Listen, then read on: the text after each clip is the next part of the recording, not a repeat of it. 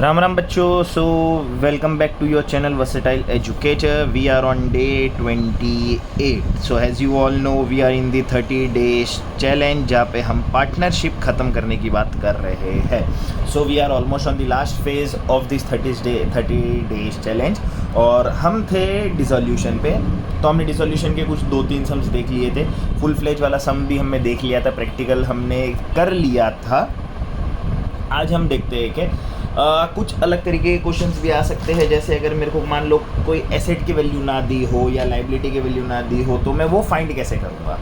ठीक है, डन. तो पहले मैं क्वेश्चन देख लेता हूँ, फिर मैं आपको बता दूंगा कि वो भी चीज़ें फाइंड कैसे होगी. अब क्वेश्चन में मेरे पास नेसेसरी इन्फॉर्मेशन अवेलेबल क्या क्या है मैं वो देख लेता हूँ. मान लो ए और बी पार्टनर है, जो पार्टनर्स का शेयरिंग प्रॉफिट रेशियो था 4/7 और 3/7. मतलब यहाँ पे मेरा प्रॉफिट शेयरिंग रेशियो हो गया 4:3 respectively. Decided to dissolve the partnership firm as at 31 March 2023. अब इन दोनों पार्टनरों ने क्या डिसाइड किया कि हम फर्म डिसॉल्व कर देंगे 31 मार्च 2023 को. उस दिन पे डिसोल्यूशन होने के लिए on the date of dissolution as capital कितना शो कर रहा था 125,030. बीस कैपिटल कितना शो कर रहा था ओनली 2070. कोई मैटर नहीं करता. Creditors amount in to ₹23,150 and cash is 4520. अब ये on the date of dissolution है. ये चार चीज़ें जो है ये मेरे को कब मिली हुई है, on the date of dissolution. तो मेरे को यहाँ पे क्या बोला, remaining assets realised at 124,910 and the expenses of dissolution were 1860. Both a and b were solvent. अब क्या थे, बोथ ए और बी वेर सॉल्वेंट. सॉल्वेंट का मतलब होता है कि था पैसा उनके पास. ठीक है, तो पर उन्होंने ये करने का सोचा कि भाई डिसॉल्व कर लेते, बहुत बिजनेस चला लिया.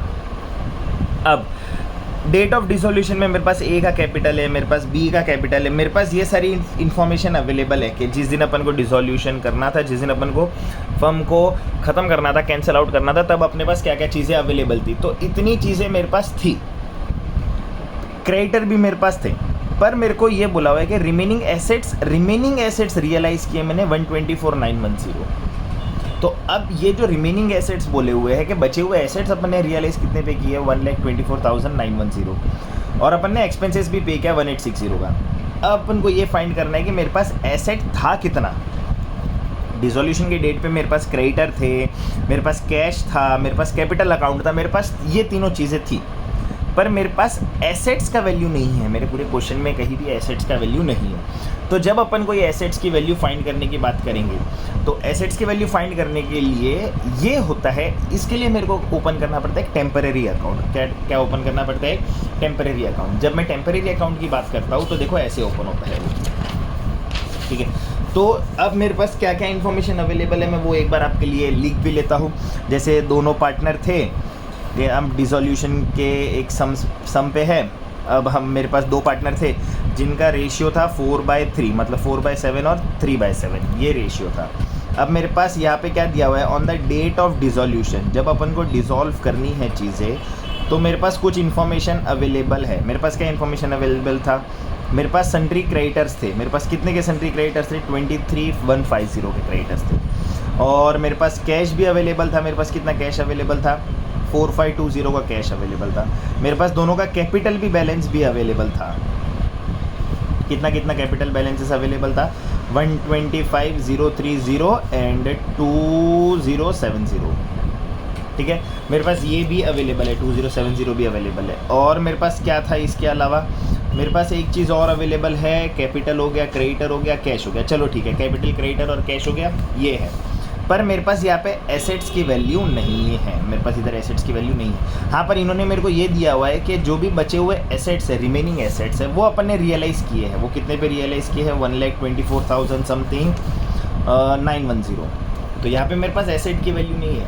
अब मेरे को ये रियलाइज़, चलो ये तो बेचने के बाद की वैल्यू, पर बेचने के पहले की वैल्यू क्या होगी. तो ये एसेट फाइंड करने के लिए मैं एक अकाउंट बनाता हूँ जिसका नाम होता है मेमोरेंडम अकाउंट. ठीक है, अब ये सब चीज़ें बैलेंस शीट का पार्ट है. Sundry creditors, cash, capital account, ये बैलेंस शीट के पार्ट है. तो मैं बनाऊंगा मेमोरेंडम अकाउंट का बैलेंस शीट या मेमोरेंडम बैलेंस शीट बनाऊंगा. मैं क्या बनाऊंगा, मेमोरेंडम बैलेंस शीट. जिससे मेरे को क्या मिल जाएंगे, मेरे को एसेट की वैल्यू मिल जाएगी। एक बार अगर मेरे को एसेट की वैल्यू मिल गई तो मेरा डिसोल्यूशन बहुत ईजीली हो जाएगा। तो चलो अपन फाइंड करते हैं। तो जो जो चीज़ें जहाँ जहाँ आती है वो बैलेंस शीट के अंदर फॉर्मेट कैसा होगा, फॉर्मेट नॉर्मल बैलेंस शीट वाला ही होगा, लाइबिलिटी एसेट और अमाउंट, ठीक है। लाइबिलिटी एसेट अमाउंट, यहाँ पे लिख देंगे मेमोरेंडम अकाउंट। अब देखो लाइबिलिटी में क्या आता है, इधर आता है मेरा कैपिटल अकाउंट, तो मैं यहाँ पे लिख दूंगा कैपिटल अकाउंट ए और बी। अब ए और बी के कैपिटल की बात करेंगे तो ए और बी का दोनों का कैपिटल कितना था, ए और बी का दोनों का कैपिटल था मेरे पास 125,030 और 2070। इसके बाद मेरे को इन्होंने क्या देखे रखा था, मेरे को इन्होंने एक लाइबिलिटी और देखे रखी थी, सन्ड्री क्रेडिटर्स, तो मैं वो भी यहाँ पे लिख दूंगा। जो दिया हुआ है वो लिखना, सन्ड्री दिया हुआ है सन्ड्री लिखना, सन्ड्री नहीं दिया हुआ है नहीं लिखूंगे तो भी चल जाएगा। सन्ड्री क्रेडिटर्स कितना दिया हुआ है 23,150। फिर मेरे पास क्या नहीं है यहाँ पे, मेरे पास यहाँ पे एसेट्स की वैल्यू नहीं है, तो वो मेरे को फाइंड करनी पड़ेगी। अब एसेट्स नहीं है पर मेरे पास कैश अवेलेबल है, इधर कैश कितना अवेलेबल है 4520। क्या मैं ये लिख के एसेट्स की वैल्यू फाइंड कर सकता हूँ? यस ऑब्वियसली कर सकता हूँ। कैसे करूँगा, वही जैसे अपन क्लोज करते हैं चीज़ें। अब बैलेंस शीट तो टैली होनी चाहिए ना, टैली होनी चाहिए मतलब इस साइड जो वैल्यू आएगा वो इस साइड में आना चाहिए। तो जब मैंने इस साइड का वैल्यू टोटल किया तो वो मेरे को टोटल आता है 1,50,250। तो ये तो इस साइड भी होना चाहिए क्योंकि बैलेंस शीट तो दोनों इक्वल होती है। हमने पढ़ा था, हमने क्या पढ़ा था, liability is equal to asset.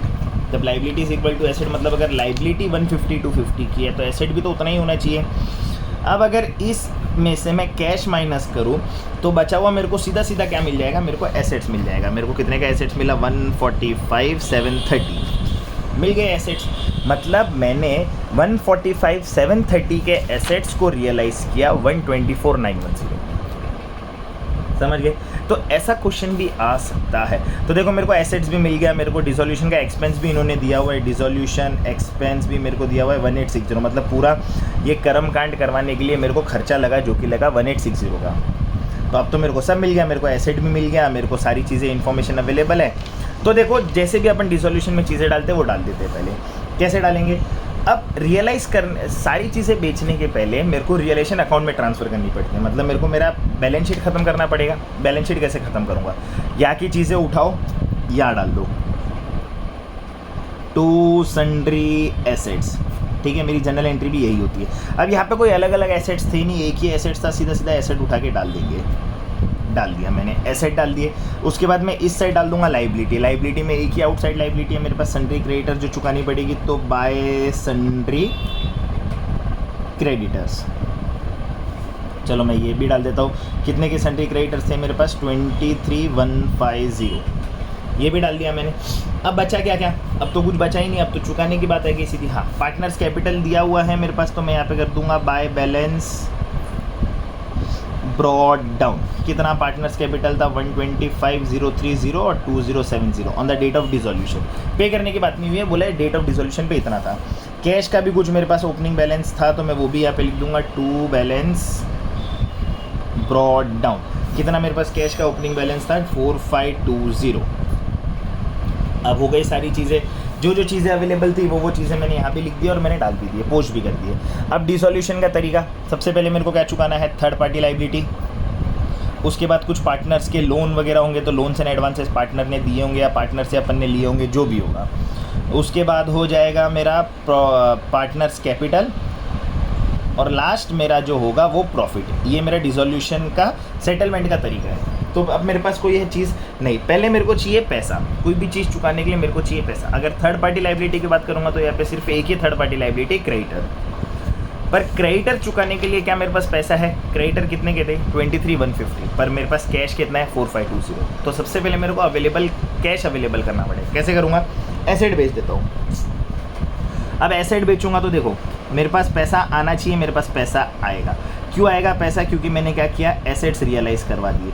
कितने में रियलाइज़ करवाए थे वो वैल्यू इन्होंने मेरे को दी है, 124,910। मतलब मैंने एसेट्स बेचे 124,910 में थे कितने के, 145,730। कैश आ गया तो मैं कैश में डाल दूंगा, क्या नाम पे डालूंगा, इधर रियलाइजेशन के नाम पे डाल दूंगा। देखो कैश आया तो डेबिट बैलेंस बढ़ गया 124,910। क्या मेरे पास इनफ कैश पड़ा हुआ है, 124 और 4 मतलब 128 129 के आसपास कैश पड़ा हुआ है मेरे पास। क्या मैं लाइबिलिटी चुका सकता हूँ? यस, मैं अब लाइबिलिटी चुका सकता हूँ। चलो लाइबिलिटी चुकाते हैं। तो यहाँ पे आ जाएगा बाय कैश अकाउंट। क्या किया अपन ने? क्रेडिटर चुका दिया। कितने का? कोई वैल्यू दिया हुआ नहीं था, अवेलेबल नहीं था इन्फॉर्मेशन, तो मैं जितने में बुक वैल्यू पे चुका दूंगा। मतलब यहाँ पे कोई डिस्काउंट नहीं मांगा, अपन ने क्रेडिटर पूरा का पूरा पे ऑफ कर दिया। क्रेडिटर पे ऑफ किया मतलब कैश बाहर गया, तो इस साइड आ जाएगा कैश के बाय रियलाइजेशन अकाउंट। कितना? 23,150। चलो मैंने ये भी चुका दिया। थर्ड पार्टी का काम हो गया। थर्ड पार्टी का काम हो गया।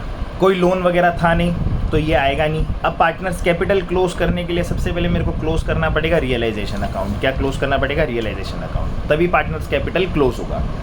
अब उसके लिए मेरे पास एक और चीज़ है, एक एक्सपेंस दिया हुआ है, वो भी मेरे को तो पे तो करना ही पड़ेगा ना, डिसोल्यूशन एक्सपेंस। यहाँ पे लिख दूंगा मैं डिसोल्यूशन एक्सपेंस। कितना है डिसोल्यूशन एक्सपेंस? 1860 का। कितने का है? 1860। अब अगर मैंने कैश में पे किया तो कैश से बाहर जाना चाहिए वापस यहाँ पे, तो यहाँ पे आ जाएगा बाय रियलाइजेशन। चाहिए तो आप यहाँ पे ब्रैकेट में लिख सकते हो एक्सपेंस, यहाँ पे ब्रैकेट में लिख सकते हो क्रेडिटर्स। ठीक है, कितने का? 1860। सारी चीज़ें हो गई। अब मेरा तीसरा सेटलमेंट करने का क्या था? Partners capital. चलो पार्टनर्स कैपिटल बंद करने के लिए पहले मेरे को रियलाइजेशन बंद करना पड़ेगा। अब देखते किस साइड बैलेंस ज़्यादा है। जब मैंने देखा तो मेरे को पता चला कि डेबिट साइड बैलेंस ज़्यादा है, 170 740 दिस साइड। तो जो अपना लेजर का फॉर्मेट होता है कि मैं दोनों साइड वही लिखूंगा। अब इसमें से मैं जब ये माइनस करता हूँ तो मेरे को पता चला डेबिट अगर बैलेंस ज़्यादा है तो कंपनी को डिसोल्यूशन करने पे हुआ था लॉस, मतलब पार्टनरों को लॉस हुआ था।